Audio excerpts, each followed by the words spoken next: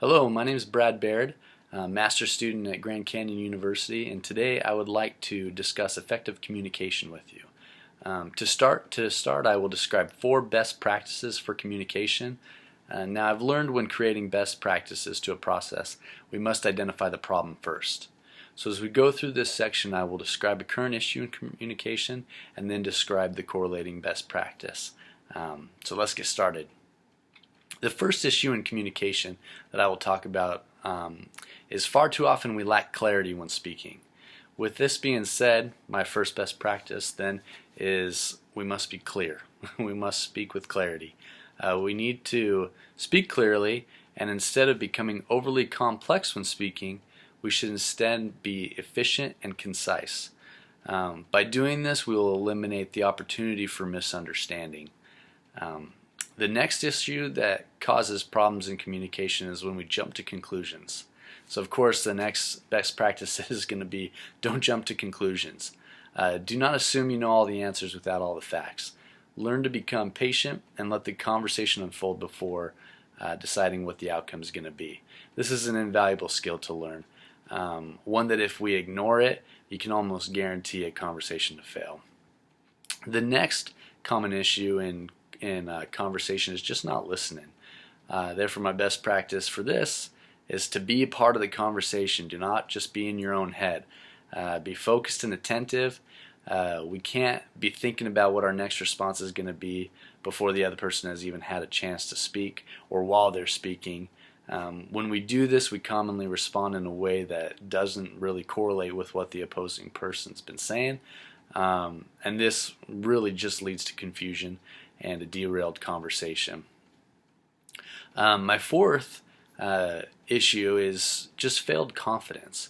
Now, I use this term failed confidence because we don't want you to be too confident or have a lack of confidence. So then my final best practice is going to be you got to be appropriately confident. Really, it's hard to listen to and take someone seriously if they don't seem to believe in themselves.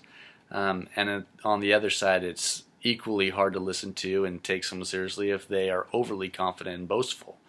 We must maintain a balanced demeanor, and the conversation will go smoothly. So now that we've established some of these best practices, let's talk about why communication is difficult in higher education. Reason number 1, academics in general are poor communicators.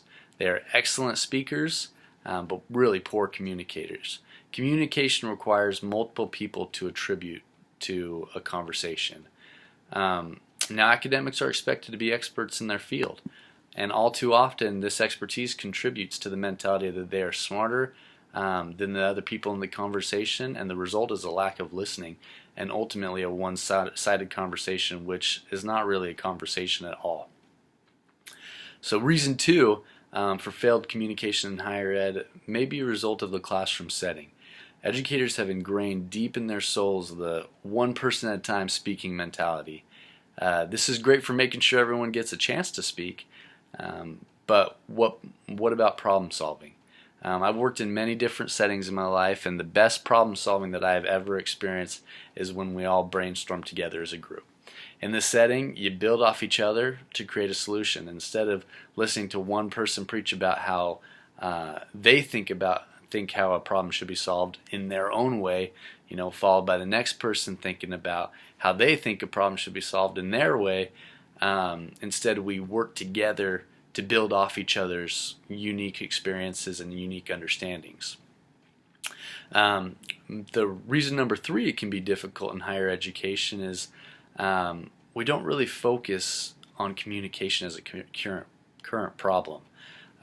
Again, we assume we are experts in our field, and therefore communicating is assumed to just be a part of that expertise.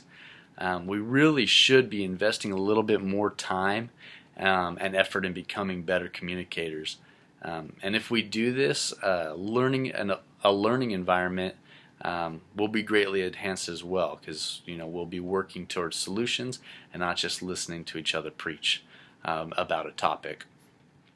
Finally, I want to talk about de-escalating situations. So really there's only 2 ways that I know to guarantee to de-escalate a situation. First, we must focus on the issue and not the other person.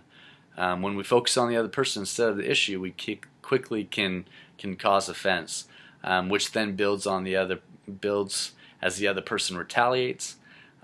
Instead, we need to isolate what the issue is and work together to solve the issue. Don't try to change the other person's mentality. Try to work together to compromise. Next, we must genuinely listen to the point of understanding what the other person's point of view is. Again, don't get into your head. Be a part of the conversation. Listen to the other person, understand where they're coming from, and use this information to work towards a conclusion.